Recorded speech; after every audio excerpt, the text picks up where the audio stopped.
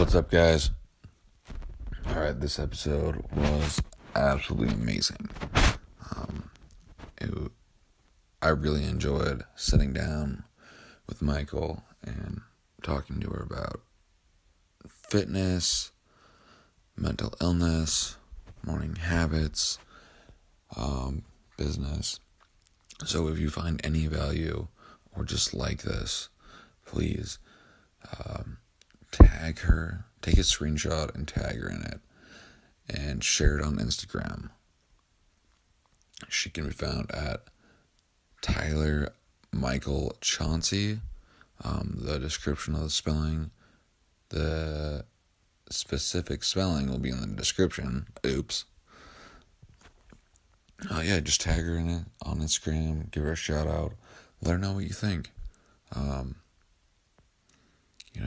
And tag me in it also at None of Your Business 406. So I hope you guys enjoy, because I did. This one is a banger. Go. All right, so I'm sitting here with MIKAL-Chancy. MIKAL-Chancy. Yeah. All right, this is pretty exciting. We've been talking about this for weeks now. Yeah, thanks for having me. I'm really excited for this. Heck yeah, I definitely appreciate you taking the time. Yeah. So what do you do? Who are you? Well, I do everything. I own two businesses. I own my own online personal training business. I also am in network marketing. I own my own nutraceutical company, which is really awesome. And then I'm a personal trainer for Field Fitness here in Missoula. And I also work for Sun Mountain. We do golf bags, #1 golf bag manufacturer in the U.S., and I do account management for them as well. So cool. Busy. You are, right on. And how old are you? I'm 28. You're 28, yep. So you're just a young entrepreneur killing it. Yep.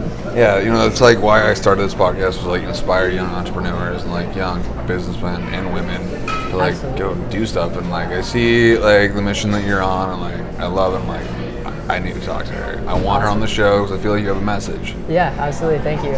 I appreciate that. Yeah. So like, what does personal training do for you?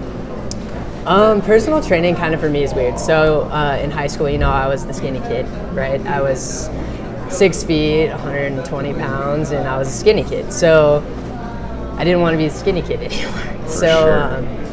I took up weightlifting, and I really didn't know that bodybuilding was a thing until probably my sophomore, junior year of college. And I fell in love with training and just like what it did for me as a person and kind of who it made me become. This was my outlet. And when I started, talking to other women, at the time girls about it, and really working with other people and kind of helping them with their journey, I realized that what it does is it gives you an outlet, and it also instills confidence in you. And so for me, personal training is my way of really making other people believe in themselves, because if you look good, you feel good, right? Yeah. So for me, it's so much more than just the training. It's become my obsession, researching and knowing all what it takes to know to be a personal trainer, but also just like making other people believe in who they are and their abilities, getting them to do things they never thought they could do. Definitely. So. I did a short minute of being a personal coach, because technically I wasn't certified for Planet Fitness, which that's a whole nother story.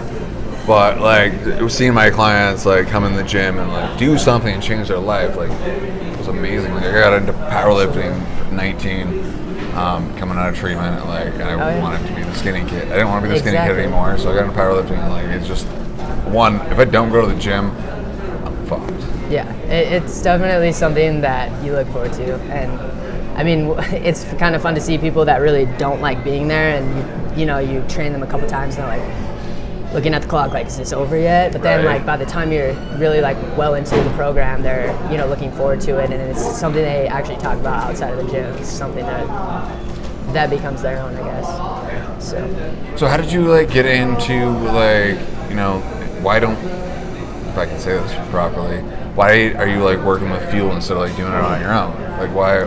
What does Fuel do for you? So basically, I actually just took on training TRX, so I do TRX band classes. Gotcha. So basically, Fuel just allows me to get out there and get seen. They have really good marketing going for them, and really just being able to train people in person and kind of be able to, you know, interact with people. Online training is really awesome, but a lot of times what you'll find is that your clients aren't doing what you're telling them to. So it's kind of nice to be able to be there in person and also see those transformations. And also when I post, you know, my in-person clients' transformations on my social media, then the people can kind of get that hope and instill that like confidence that yes, I can make this happen. So that's kind of where that comes from. And also I just love the Fuel family. I love the people there. I like it there. I know every Fuel has a different vibe, but the one here has really got a lot going for it. So. Yeah. You know, when I first got into, you know, lifting like 7 years ago, I didn't like the Fuel vibe, but now I kind of want to switch to the Fuel vibe because like those are the people who are serious. Yeah. It's not like other gyms, you know, like you know Helena, so it's different vibe for sure. But like, when I just moved back from Vegas, my ADD is crazy. I bet. No, but when I moved back from Vegas, I just re-signed with Capital City, and I wish I signed with Fuel, but it is what it is. So I like Cap City. I mean, when I was in Helena, I went there too. I've lived in Bozeman, Helena, and Missoula, right? I've been to almost all the gyms in all 3 cities. They all have way different vibes, and you just got to find what works for you. But the vibe changed throughout the year, right? So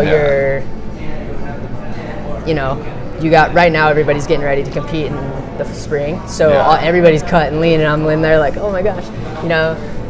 But then in the winter, everybody bulks up and everybody's a little lax, and then you know it kind of. So it's a time of the year thing too. So you touched on you want to like make people believe in themselves. Like let's talk about that. Like what do you mean by that? What's your mission statement behind that? So I started this business, Create, and that's Create Athletes is my online business. Yeah. And I started it when I was in high school, and I didn't really know what it meant. I didn't want to know what I wanted to do with it. I thought it was going to be a clothing line. I thought it was going to be, whatever. I didn't know. I had so many different ideas for it. Yeah. But I owned this business. Initially, I went to Vegas to Magic for the clothing show because I thought I wanted to get in fashion, and so I had to have a business license to be, to see all the stuff. And I went there with my mom, and I was like, wow. My mom was an entrepreneur. She owned her own business in the mall, Capitol Hill Mall, when it was a thing, Yeah, way back when. Yeah. So she kind of, I was kind of like, I want to own my own business. I just didn't know what. So Create is anything. Like you create yourself, you create athletes, you create, whatever. So I didn't know what I wanted to do. And really, I mean, I'm 28 years old. I didn't really know what I wanted to do until I turned 28, to be honest with you. And that may even change. But I think that it's just finding what you want to do and who you want to be and being yourself. And it's so sad because I talk to people. I mean, I'm in the people's business, right? I communicate with people all day long, and I talk to so many people, and they don't know what they want. They don't know, they're not happy with what they're doing. I'm like, why are you working for somebody else's dream when you could be working for your own? Or why are you doing, and I mean, working corporate isn't a bad thing if you're doing what you love, but if you're not, then why are you doing that? So Create is really just to create yourself. And when I talk to my clients online, I say, you got to have a why. I mean, entrepreneurs all know about the why, right? Yeah. So they're like, well, my why is because I want to look good. And I said, that's going to happen. Okay, that's going to happen. But why do you want to look good? And it's always more than that, something that you really, really want. And for me, what I want is I want to retire my parents, and I want to give them back what they gave to me. So that's why I do what I do. That's awesome. Yeah. I love that, having a mission behind the what and why. Like. Yeah, and if your why isn't strong enough, you will never succeed. You will never succeed. Yeah, so you've been doing this since high school. Like, have you had any downfalls in your business? Any struggles? Have I had any struggles? I live a struggle. I mean, as an entrepreneur, struggles. Struggles are your everyday. I guess for me, it's just been not knowing what I wanted to do and not having a strong enough why to be able to see myself doing it. When I was a kid, I knew that I wanted to do something that I wanted to do, but I didn't know what that was. And I mean, I still struggle with that sometimes, like, who am I? And I know you're talking about that with the gentleman in your first podcast, like, who am I? Like, who really am I? I don't know. And I think that it's okay not to know. And being okay with really not knowing what you really want is okay. And so it's a constant state of just development, like personal development, reading, Tony Robbins, reading Gary Vee, seeing all these guys that they've been through it and getting through those struggles and letting them define who you become rather than set you back and limit you.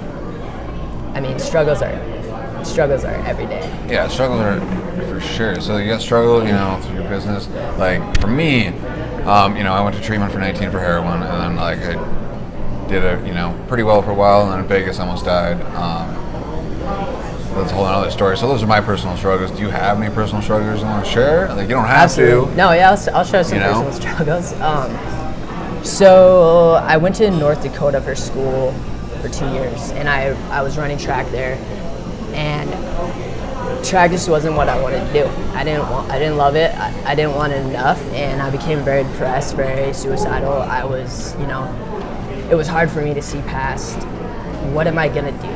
Like I know right now I'm in college, I'm partying, I'm having, a good time in the moment, but when I wake up I feel bad, I feel terrible. I don't want to, it was hard. It was like, I don't want to continue. What am I going to do? I don't know what I'm going to do. I don't know what I want to be.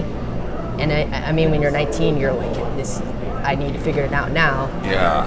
And so if there's anybody 19 that's listening to this, like, trust me, it's a long road ahead. You're gonna figure it out. And even going through graduating college in 2013, I still struggled with depression. And I mean, you know what it's like outside. It's depressing, man. The sun doesn't come out. But really just thinking like I can't get past this, and being really suicidal and just thinking like I can't do this. And I mean, I continue to struggle with depression. I wouldn't say I'm suicidal anymore, but it's something that it really boggles you down. And anybody that suffers with depression would know that. I mean, you've been through it. No, you know what it's I almost like. killed myself this last summer. Like I and it's depressed for a while. Absolutely, it's a struggle. It's definitely something that it's a disease. It's a mental illness, and you can't pull yourself out of it. You can't. Sometimes you just can't keep the wheels turning. But when you do find the purpose, and when you do, you have a good thing going for you. I'm sure you can say that you feel awesome right now. Sometimes you may not, but eventually it always keeps going. And I mean, it's a constant battle. And I always tell people it's not ever going to get better, but you're going to get stronger. So yeah, how you cope with your day-to-day life basis is so much better than what it used to be. And like absolutely, where I was, I was sleeping in my car in Vegas 7 months ago, and where I am today is so much better. Like you got to put in the work. So like, every morning I wake up, I make my bed because that's the first goal that I do. I strategically plan out my day. Absolutely. Those are my morning habits. Like, what are your morning habits for success? So I'm not a morning person. You're not a morning. Okay. I'm not gonna lie. All right. I don't know. Have you read Hal Elrod's Morning Miracle? No, I have not. Okay, it's a great book. I highly recommend it. But so I'm very much a night owl. So yeah, for sure. Before I go to sleep, I have this little book with me, and I write down 3 positives that happened to me that day. Love it. And I just reflect on that, and I say, this happened, this happened, this happened. This is all good. And so when I'm feeling, kind of down and out and getting one of those ruts, I look at all the good things that have happened over the last couple weeks, and going into the next day, if you go to sleep with positive things on your mind, you're going to wake up in a positive mentality. And so kind of what I guess I'm working on, since I'm not a morning person, I'm not going to lie to everybody and say, oh, I do this, because I don't. And everyone's different. Yeah. I'm just a morning person through Absolutely. Practice. Yeah. Like I used to be a night owl for sure, but now like my work schedule changed. So yeah, absolutely. So I guess what I'm working on personally right now is not hitting the snooze, because everybody in my network marketing company tells me hitting the snooze is pushing back your dreams. So I'm trying not to hit that snooze and get up. Right. So yeah. I listened to one of Mel Robbins' like TED Talks or something, and she's like, I forget exactly what she says, but she doesn't press the snooze anymore. Once that alarm goes up, she does the 5-second rule and she's up. Basically what you just said, but in a different way. So absolutely. Yeah, every time I press the snooze button, I'm like, what am I doing? Like, I wake up at 3:30 every morning, except for today. That's a lie. I got up at 7. It's my first day off in like 3 weeks, so I snoozed. There you go. Yeah, I definitely needed it. Some days I need to be at the gym early for those 5:30 classes, but other than that, I stay in bed as long as possible. Yeah. So, like, what do you do in your free time? I get asked this so much, and I don't ever know what to say because I don't have free time. Right. I love to read. I think reading. I love to read. I read a bunch of motivational. I guess I don't like to call them self-help because they're really not self-help. They're personal development books. Yeah, no, I hear you. I like that same stuff too. Who are your favorite authors? Well, right now I'm reading Jordan Peterson. Jordan Peterson. Awesome. Does he have a podcast?